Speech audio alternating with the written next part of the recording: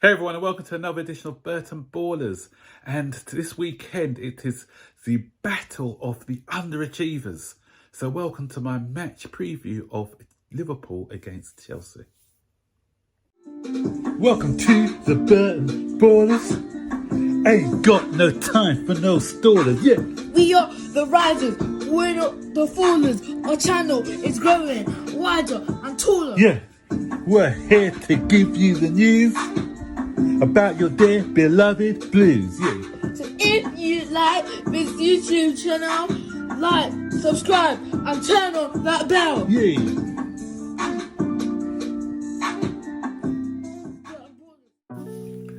If someone had said at the beginning of the season that Liverpool were going to be sitting 9th and Chelsea were going to be sitting 10th at this point of the season, you'd have probably got them sectioned. But that's what it is. Both teams having the same... Do we have the same points? Yeah, I think we have the same points, but Liverpool have a better goal difference. So Chelsea win this game, they go above Liverpool.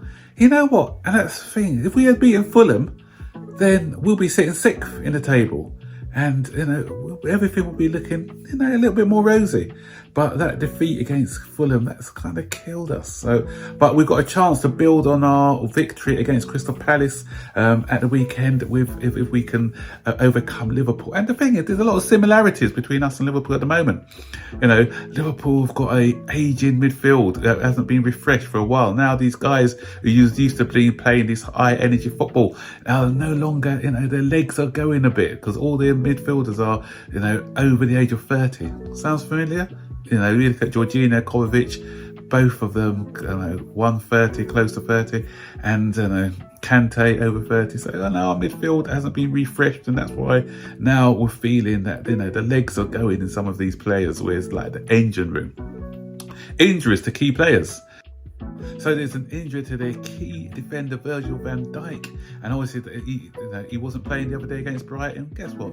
They shipped 3 goals. Nothing changed there then. When Van Dijk was out a couple of seasons ago, that's when Liverpool struggled to make top 4.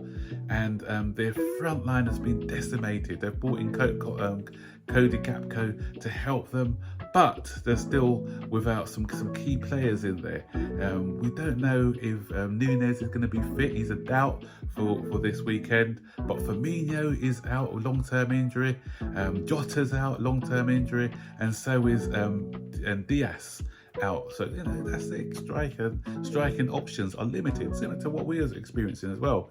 With Sterling out, we've got Broa out, we've got Pulisic out, but we've brought in a couple of new players. We've brought in, hopefully we'll see the debut this week of our new guy, Mudryk.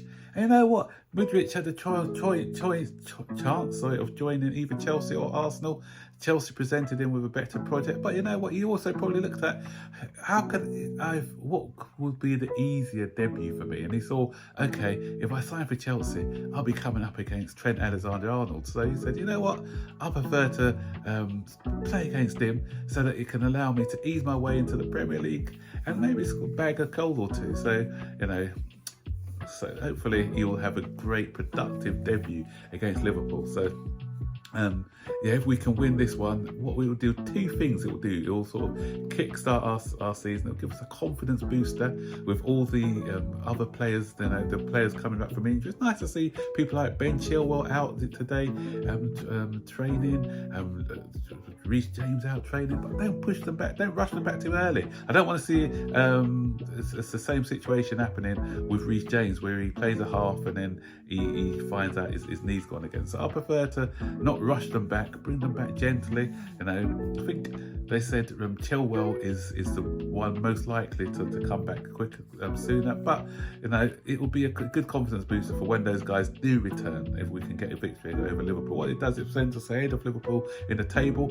It sort of dents Liverpool's hopes of reaching top 4, and with Tottenham doing a Spursy as usual after being 2-0 up against Manchester City and losing 4-2, then I think if we win this game, do we go 3 points behind them or 5. I can't remember what it is now, but it'll put us in touching distance of Tottenham.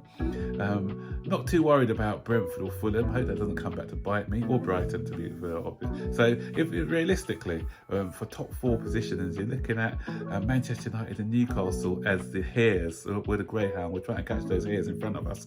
So Newcastle draw quite a lot of games. Manchester United had that draw against Crystal Palace. So if we can get a run together, and 10 points, 10 points at the moment seems like a big gap, but I'm feeling a bit more confident now, just because of what a signing can do when you have 1 or 2 players coming in, 1 or 2 in positions that you need.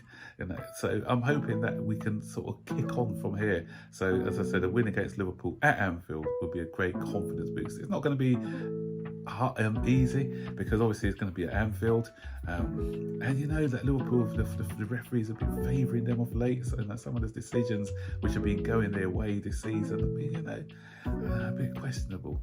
And but if João Felix was playing, I'd be a lot more confident. But with Liverpool's injuries, they got a win in the cup the other day, so that helped them, but it was still a bit of a laboured victory against Wolverhampton Wanderers.